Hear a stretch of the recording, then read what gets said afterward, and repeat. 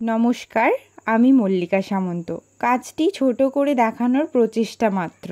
কথায় আছে, কষ্টের ফল কখনোই বৃথা যায় না। কেননা জীবন ধারণের জন্য পরীক্ষার মতো একটা কঠিন পরিস্থিতিতে আমরা অনেকেই অন্যের নকল করে থাকি ও কৃতকার্যও লাভ করি। বিনা পরিশ্রমে ফল তো তারা লাভ করে ঠিকই, কিন্তু সফল তারা কোনোদিনই হতে পারে না। কেননা সবার ব্যক্তিত্ব সমান হয় না।